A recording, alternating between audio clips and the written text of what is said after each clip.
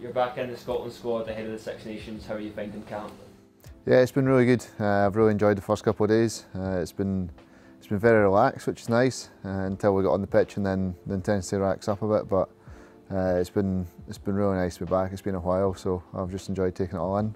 When you were named in the autumn squad and you came in briefly, but then you had to pull out through injury, how frustrating was that? Yeah, it was frustrating. I think I was in for a day, but it was the best thing, and I needed to get my knee right, and managed to, and we're here now. So yeah, looking forward to getting stuck in. And you're reunited with a lot of the guys that you've played with throughout your career. How good is it to see those sort of familiar faces again? Yeah, it's been good fun. It's been nice seeing the likes of Finn and Hogg, who I've obviously played with growing up, and Big Johnny Gray as well. I've not seen him in a while, so it was really nice getting to catch up with him again. And kind of hard to believe that your last cap for Scotland was in 2018. Just how motivated have you been to get back into that Scotland jersey throughout that period? Yeah, it's always been something that I've been aiming for.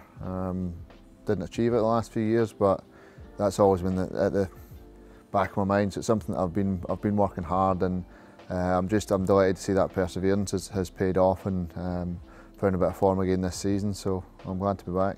What have the last few years been like for you? Yeah, it's been tough. Spent a couple of seasons injured, trying to find a bit of form again, and didn't play my best rugby over the last couple of years. But this season we've obviously had a slight change in style in the way that we're trying to play. It's getting me into positions to do what I do best, and we're seeing that best part of me again. So I've really enjoyed this year especially. What's that like for you now that you've sort of found your rhythm? You must just be looking forward to playing every game now. Yeah, it's like old times. I've found a bit of form again, and just found that belief in myself again. I'm going out on the pitch and knowing that if I perform, I'm gonna do well, and not worrying about, oh, what if this, what if that. It's go out and do what I do, just be myself, and that'll be enough. What's been the differences to now to when you were talking about maybe when you did have doubts? What sort of changed? I think I've just had a few good games and just sort of built that self-confidence back up. I think the big thing is that I've always been one that get me to do what I do well. You'll see the best of me, and as long as I've got a smile on my face, then you're going to see that better side of me. The training's been really good fun at Edinburgh. The environment's been great. I've really enjoyed what Mike's brought to the party, and yeah, we're seeing that smile on faces, and then performances coming with it. When you were going through those tough times at Edinburgh through injury and everything else, did you ever think that you would get back to play for Scotland? Is that always an aim for you? Did you always believe that you would get back there at some stage? Yeah, I never stopped doubting myself in that way. I knew that I was good enough to be here. Just needed to get those performances in, and it's taken a little bit longer than I'd have hoped, but we're here now. And 22 caps for Scotland, you're obviously hoping to get a lot more in your career. How much does playing for the national team mean for you? I mean, as a kid, I used to come to all the home games with my family, like being at Murrayfield, even just walking into the stadium now. When you have a look around, it's an incredible place. Everyone wants to represent their country, and I'm no different. And you've had a few special moments in a Scotland shirt so far. What are the ones that stand out for you? I think probably two few of my main memories will be at Twickenham. Scoring against England is always a good one, isn't it? And then the 2015 World Cup quarter, scoring that intercept against Australia.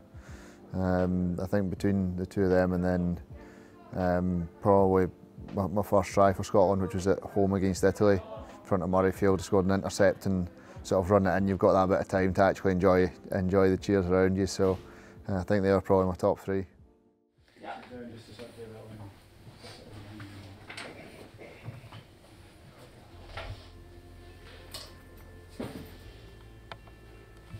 For me, you know, come the Wales game, I've been involved in this team for 10 years, and every year you learn new things, you grow as an individual, we grow as a collective.